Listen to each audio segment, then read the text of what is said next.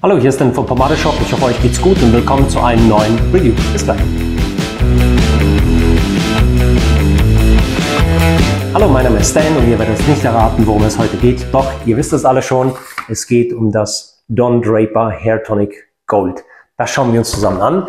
Aber nicht nur das, sondern wir schauen uns auch mal Inspirationen von diesem Hair Tonic aus den 1930er, 40er, 50er Jahren an. Aber jetzt legen wir zuerst mal mit dem Hair Tonic Gold los. Wie sieht es denn aus? Es kommt in einer schönen, stabilen Karton-Umverpackung daher.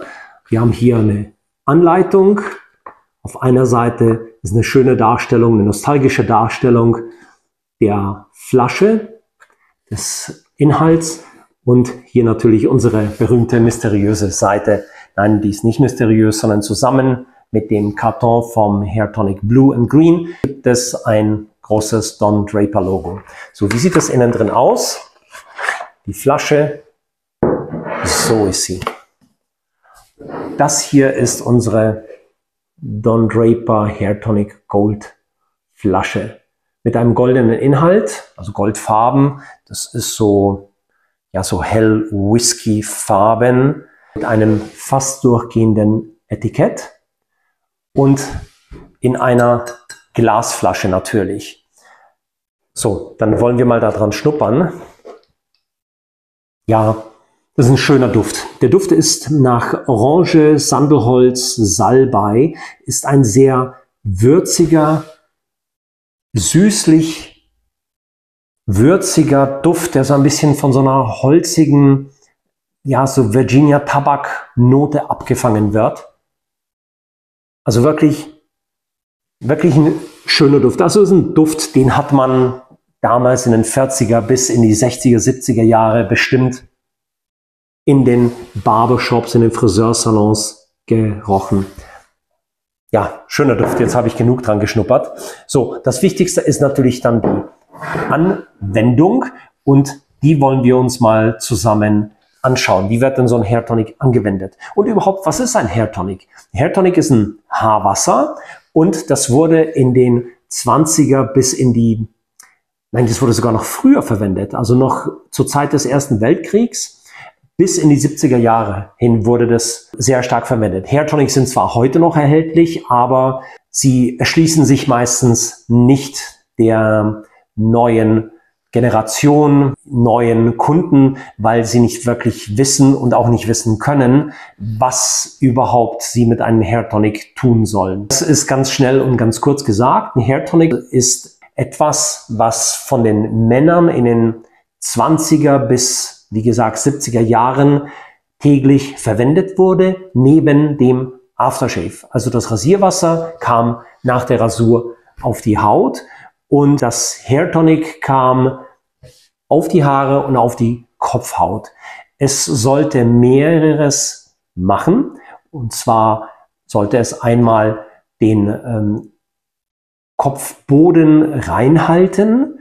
Es sollte die Haare befeuchten und ihnen einen schönen, ja, so einen natürlichen Glanz geben. Es sollte die Kopfhaut durchbluten und so das Haarwachstum anregen und es sollte natürlich auch schön duften. Also ein Hair Tonic war etwas, das hatte wirklich jedermann in den damaligen Jahrzehnten verwendet. Es war ein ganz selbstverständlicher Teil der Barbering-Kultur. Also in Barbershops standen wirklich angereiht, ja, so fast wie hier bei uns, die Hair Tonics nebeneinander auf dem Tisch, allerdings nicht hier von einer Marke, sondern in den Barbershops standen sie von verschiedenen Marken. Also das war wirklich fast wie in einer Bar, standen verschiedene farbige und verschiedene groß und geformte Flaschen nebeneinander und der Kunde konnte sich dann entscheiden, welches Haarwasser der Friseur bei ihm nach dem Haarschnitt anwenden konnte. Und es war wirklich eine Art Krönung. Es war ein Highlight des Friseurbesuchs. Nach dem Haarschnitt eine schöne, angenehme Kopfmassage mit einem Hair Tonic vom Friseur zu bekommen. Das war wirklich sehr, sehr großes Thema, ein sehr sehr beliebter Teil des Friseurbesuchs.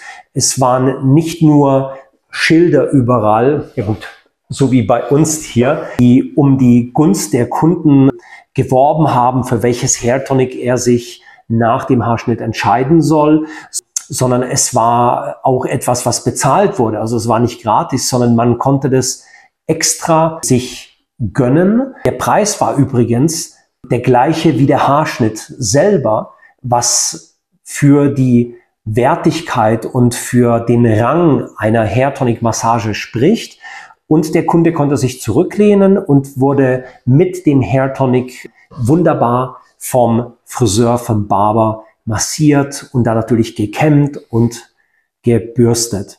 Also es war wirklich ein ganz wunderbares Erlebnis für die Kunden. Und das ist es übrigens heute auch noch, weil immer mehr Barbershops wieder Hairtonic aufnehmen, wissen, wofür ein Hairtonic da ist, und auch die Kunden freuen sich dann auf eine Hairtonic-Kopfmassage. So, jetzt aber genug geredet. Schauen wir uns mal an, wie so ein Hairtonic angewendet wird. Das hier ist übrigens der Vertreter des Hairtonics, des ölbasierten Hairtonics. Es gibt nämlich noch eine zweite Kategorie, das sind die ölfreien Hairtonics. Und das hier ist ein ölbasiertes oder ein ölhaltiges Hairtonic. Warum ist es das? Weil es neben Wasser, Alkohol auch noch Glycerin enthält, Olivenöl, dann fliegendes Panthenol und nochmal zur Kopfhautpflege Salbei-Extrakt. Also wirklich eine schöne, alte Hairtonic-Tradition, die hier gelebt wird. So, die Anwendung erfolgt ganz einfach. Entweder ich tue das in meine Hand rein, das tue ich mal hier so rein. Also ich tue mal ein paar Tropfen in die Hand rein, verreibe das und fahre mir dann durch die Haare. Ich habe die Haare übrigens frisch geschnitten, frisch gewaschen, und ich habe mich auf dieses Video so gefreut, weil ich es kaum aushalten konnte, dass meine Haare so trocken waren. Also ich bin einfach Hairtonics gewohnt. Gut, die andere Anwendung, die ich gerne bevorzuge und auch in den Barbershops früher und heute verwendet wird, das ist, dass man es direkt an den Kopf ansetzt. Es wird so angesetzt. Früher hatte man es so gemacht, das Hairtonic wurde aufgetragen, sodass der ganze Kopfboden und auch die Haare schön befeuchtet waren. So als würde ich ein flüssiges Shampoo auftragen und es dann gut einmassieren. Man muss natürlich schauen, wie viel man nehmen möchte, weil das hier ist ein ölhaltiges Hairtonic. Das heißt, je mehr ich nehme, umso mehr Feuchtigkeit, Glanz vielleicht bekomme ich, aber auch natürlich eine Wirkung, weil ein ölhaltiges Hairtonic beschwert mehr als ein ölfreies Hairtonic. Bei dem einen ist es natürlich gewünscht, wenn ich jetzt dicke Haare habe, wenn ich eher dünne Haare habe, dann möchte ich vielleicht wenig davon nehmen oder ich greife eher zu einem ölfreien Hairtonic. So, jetzt habe ich etwas aufgetragen. Ja, viel ist es nicht, also fühlt sich jetzt nicht wirklich nach viel an, aber wir schauen einfach mal, wie der Effekt dann ist von dem Hairtonic. Ich massiere mir das jetzt mal ein. Also es wird nicht nur hier in den Haarboden und auf die Haare aufgetragen, sondern es wird auch ganz wunderbar, wird es dann durchmassiert. Das kann ich auch selber machen. Dazu nehme ich die Fingerspitzen und mache dann so, oder ich mache dann verschiedene Bewegungen gleichzeitig.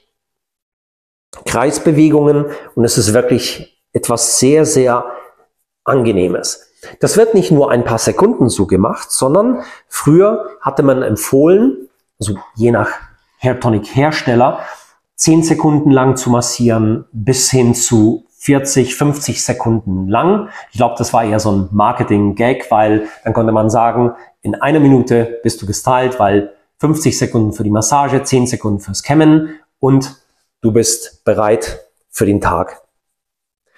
So, ich massiere das jetzt mal hier ein bisschen ein.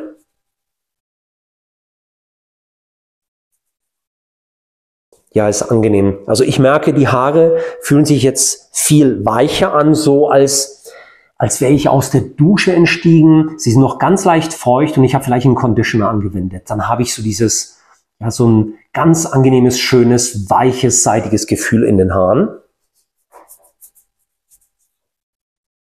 So, dann habe ich es jetzt im Haar drin. Ich kann es jetzt mal so lassen oder ich kann mir die Haare zurechtkämmen. Das mache ich mal. Ich nehme da, gut, passen dazu den, Verzeihung, den Don Draper Kamm. Der ist handgemacht aus Deutschland. Da habe ich meinen Spiegel, den richte ich bloß noch kurz aus. So, und dann kann ich meine Haare hier so kämmen. Und ich sehe dann auch nach einer Weile, wo müsste ich vielleicht noch einen Hair Tonic auftragen. Ja, wo habe ich vielleicht zu viel, wo ist es schon stark glänzend, wo kann ich noch ein bisschen mehr vertragen, wo sind die Haare noch ein bisschen trocken. Ich kann das Hair Tonic so als Standalone, also als eigenständiges Produkt verwenden. Ich muss das gar nicht mal mit einer anschließenden Pomade kombinieren, sondern ich kann nur das Hair Tonic im Haar tragen, kommt aber auf die Frisur an, kommt auf die Haare an und auch auf den gewünschten Effekt an. Weil natürlich, das Ding hat keinen Halt oder beziehungsweise ganz, ganz minimal. Das ist nicht jetzt völlig ohne jegliche Wirkung, sondern es hat schon einen ganz, ganz leichten Halt, den es bietet und den ich manchmal vielleicht sehr, sehr gerne mag. Vor allem in der Herbstzeit, im Winter, wenn es draußen kalt, innen trocken ist, dann ist ein ölhaltiges Hair Tonic wirklich eine sehr, sehr angenehme, schöne Wohltat, die die Männer auch bereits in den 40er, 50er Jahren verstanden haben und zu schätzen gewusst haben. So, was ich jetzt noch probiere ist, ich nehme eine Bayreuth Haarbürste und schau mal, welchen Effekt ich jetzt hier damit bekomme. Ja, also mir persönlich gefällt es so. Das ist jetzt aber auch eine ganz leichte, einfache, ja, ich würde sagen vielleicht Office-Büro-Frisur.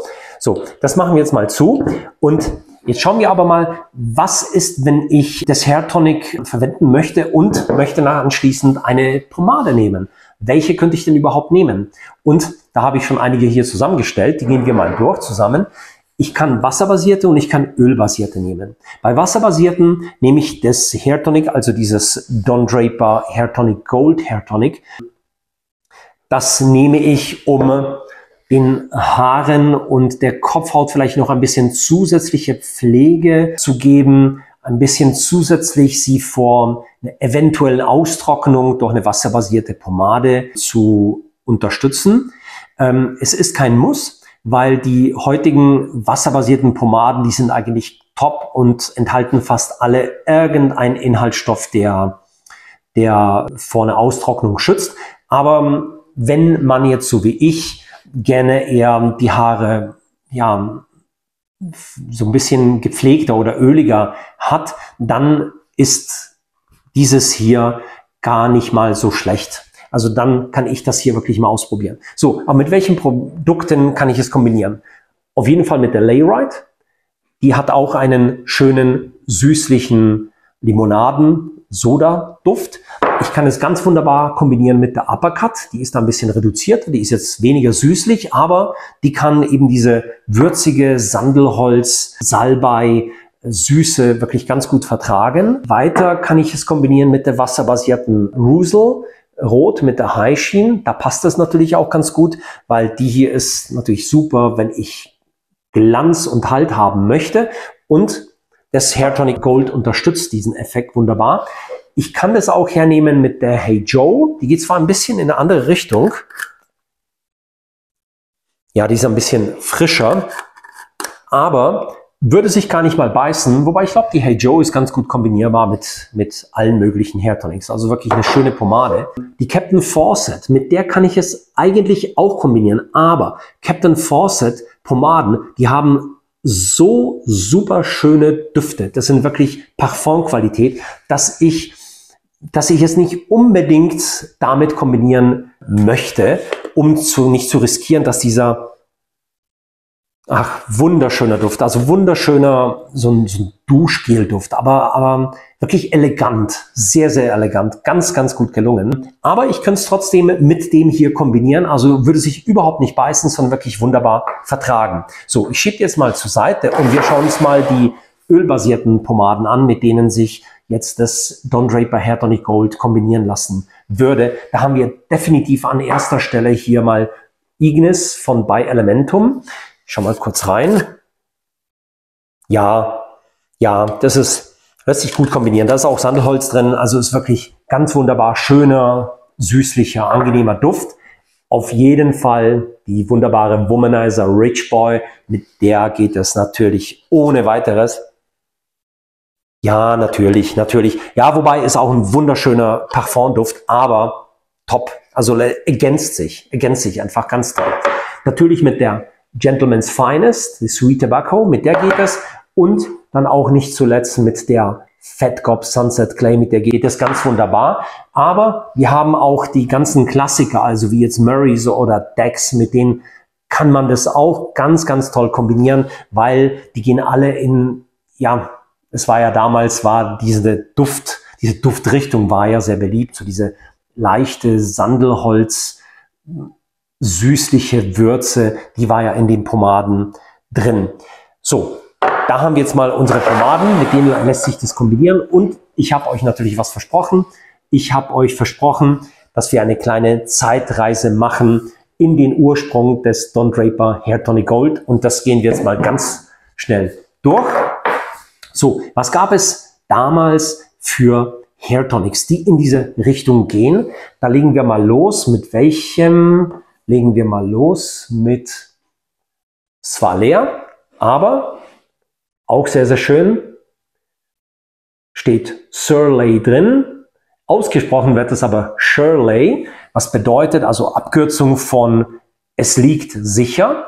Und die Kunden in den Barbershops hatten aber früher sehr, sehr gerne gerufen, gib mir eine Shirley. Shirley war ein damals beliebter Mädchenname und sollte natürlich somit ein bisschen doppeldeutig, fröhlich klingen. Und ich glaube, das tat es. Hier Hairdressing for well-groomed hair.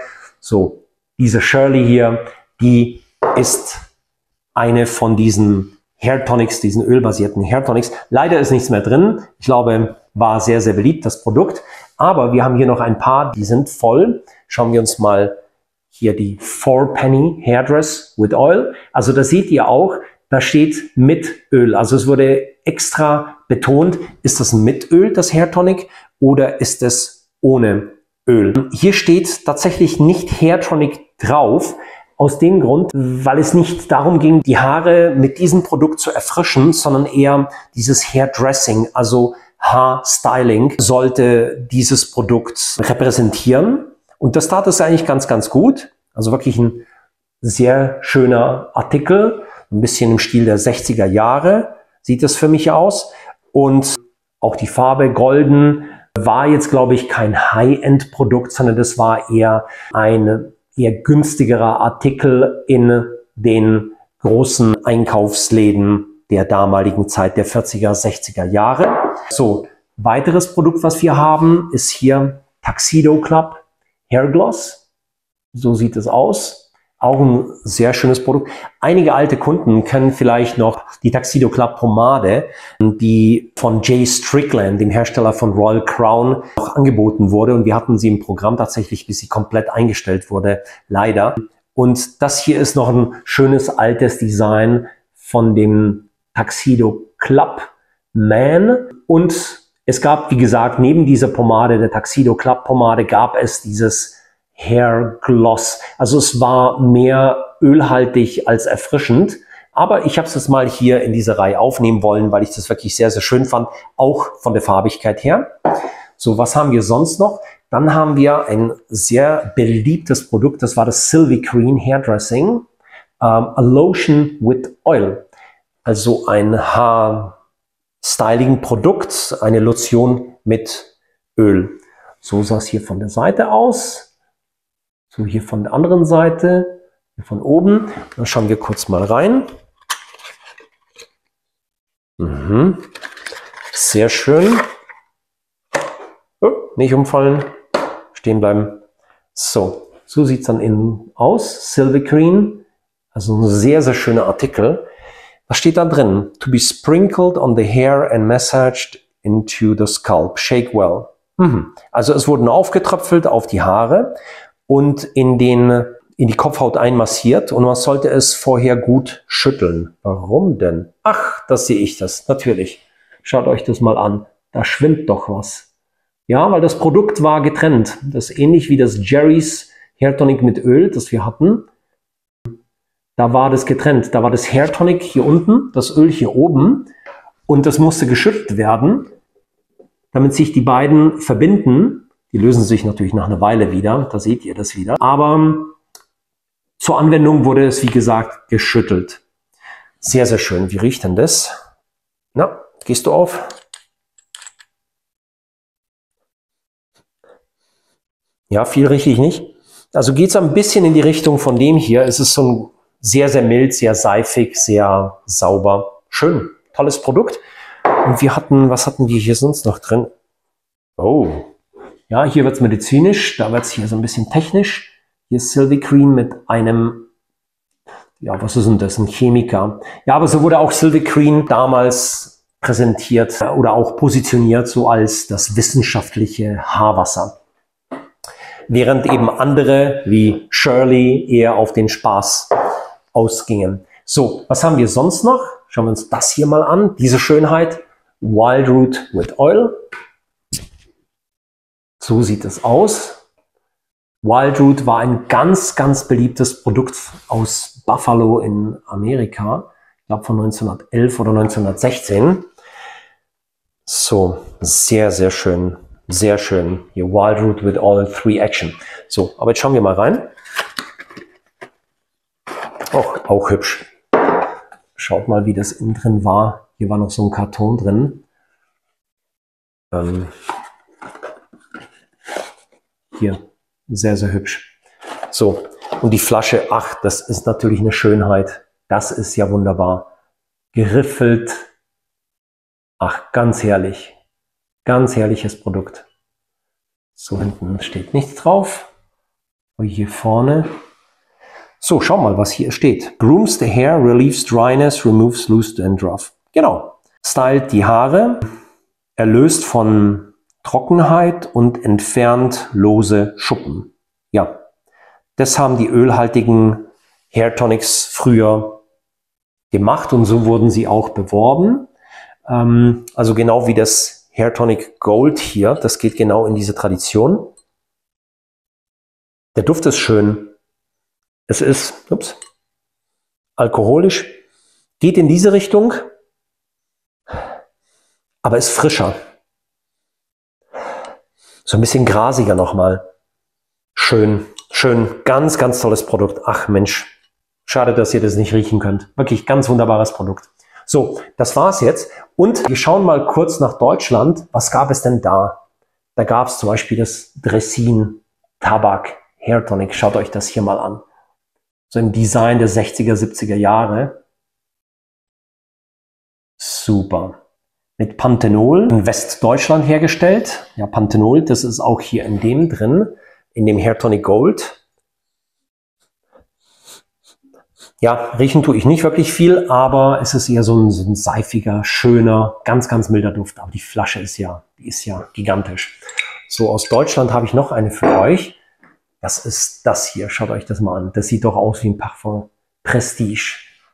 Prestige Haar Tonic. Also nicht Hair Tonic, sondern Haar Tonic. Oh, hergestellt von Wolf und Sohn in Karlsruhe. Ja, die waren damals sehr, sehr bekannt. Sehr, sehr groß. Waren Hersteller von unter anderem von Auxolin und waren ganz, ganz groß.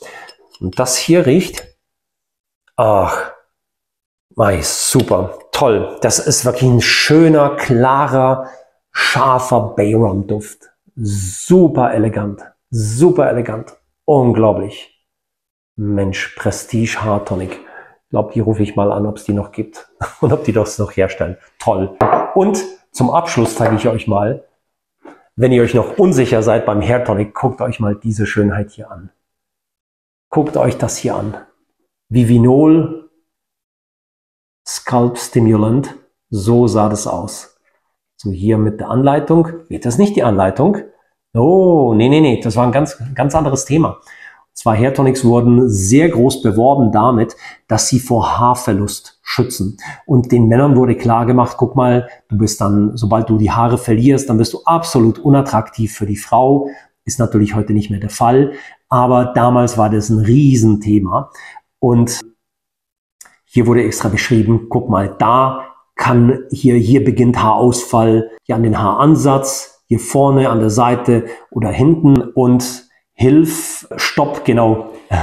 hilft deinem Haar, den Haarausfall zu stoppen, indem du täglich Vivinol massierst. So aktive Inhaltsstoffe sind Rizinusöl. Ja, das ist zum Beispiel im Don Draper Hair Tonic Blue and Green enthalten. Sowie noch ein paar Inhaltsstoffe, die in der Zwischenzeit heute schon verboten sind. Für eine gesunde Kopfhaut und schön gepflegtes Haar. Super. Aus New York. Preis $1. $1. Ja, das war gar nicht mal so wenig, weil wenn wir mal überlegen, eine Sweet Georgia Brown, die hatte damals 50 Cent gekostet. Also das hier schätze ich mal so 40er spätestens, ja so Ende 40er Jahre, schätze ich mal das hier ein, hier mit diesem Clark Gable Typen und mit dieser Victory Roll Frisur tragenden Dame, schätze ich das hier mal so Ende der 40er Jahre nach dem Zweiten Weltkrieg ein. Und $1 war gar nicht mal wenig. Also eine Murray Superior, die hatte 25 Cent gekostet und Sweet Georgia Brown 50 Cent. Das hier $1. Schauen wir mal innen drin rein. Auch ja, auch schön verpackt wieder in dieser Wellpappe. Oh, und da ist das. Schaut mal. Toll. Und auch noch voll. Echt super. Und haben wir da noch was drin? Doch, da haben wir was drin. Natürlich. Eine Broschüre, die muss ja sein. Super, super schaut die aus. So. Ganz, ganz tolle Broschüre. So, die uns erklärt, warum das Produkt gut ist und wie ich es anwenden soll. Ach, das will ich euch jetzt nicht vorlesen. Es sei denn, für einen unserer ganz lieben Kunden, die Podcasts hören, da können wir das vielleicht vorlesen zum Einschlafen. So, aber das tue ich jetzt mal zur Seite und wir schauen uns mal das Vivinol an. Toll, ganz wunderbar. Wie riecht denn das? Scalp-Stimulant, ja, Kopfhaut stimulierendes Haarwasser. Ja, geht auch in die Richtung, aber nee. Doch, also von dem Grundton geht das in diese Richtung, so diese würzige Süße. Aber das duftet ja wie ein Kaugummi. Toll. Also wie so ein alter Minzkaugummi, wie so ein bisschen Juicy Fruit oder Double Mint. So in diese Richtung. Super schönes Produkt. Mensch, schaut toll aus. So, ich freue mich wirklich, dass ich das mit euch teilen konnte, dass ich euch die Produkte zeigen konnte. So, die tue ich jetzt mal zur Seite. Und das war's dann auch eigentlich mit unserer Produktvorstellung und mit unserer kleinen Zeitreise hier in diese schönen Produkte. Oh, einen habe ich noch. Und zwar hier. Koken. Schaut euch das hier mal an. Dieses Riesenteil. Das ist ein Brummer. Das hier. Das war ein Koken Tonic Deluxe The Liquid Headrest. Toll. Koken. Toll. Koken war ein damaliger Hersteller, ein ganz großer Hersteller von Barber Chairs, also von Friseurstühlen, von Friseureinrichtungen. Also war ein ganz, ganz großer Player und sehr, sehr beliebt, bis heute übrigens. Super schön. Toll. Toll sieht das Ding aus. Toll. Und ihr seht auch natürlich an der Größe, das hier war für Barbershops bestimmt, während jetzt eher, ja, vielleicht das hier, obwohl ich auch gesagt habe, das wurde in den Barbershops angewendet. Aber ich glaube, also diese Größe, das war eher etwas für zu Hause. Und da, wo viel verwendet wurde, täglich viel verwendet wurde, das waren die Barbershops, da hat man tatsächlich hier so ein Riesenteil dahingestellt. So, jetzt schauen wir noch mal abschließend, wie es riecht. Ach, toll. Mensch. Ach, das entwickelt sich immer noch eine Weile. Zuerst kommt da nur so eine Alkoholnote, so eine scharfe Alkoholnote und dann setzt sich das und also das ist ja unglaublich. Also das wird so aus den 30er, 40er Jahren sein. Also spätestens Mitte 40er Jahre wird das hier sein. Und so lange hält sich der Duft. An was erinnert das mich? Ja, das ist so eine wirklich so eine schöne, seifige Sandelholzfrische. Super. toller Duft. Ach, Mensch, das würden wir, glaube ich, alle sehr, sehr gerne verwenden. Aber zum Glück haben wir das Don Draper Hair Tonic Gold. Das geht genau in diese Richtung und an der können wir uns alle erfreuen. Von denen können wir leider nur träumen und ein bisschen traurig und glücklich zurückschauen. Aber ich bin froh, wie gesagt, dass ich euch diese Produkte zeigen konnte. Und wenn ihr die Möglichkeit habt, probiert das Hair Tonic Gold von Don Draper zu Hause oder bei eurem Barber. Und ich glaube, es wird euch definitiv Spaß machen. So, das war's von mir. Ich bin der Stan. Ich freue mich. Bis zum nächsten Mal. Macht's gut.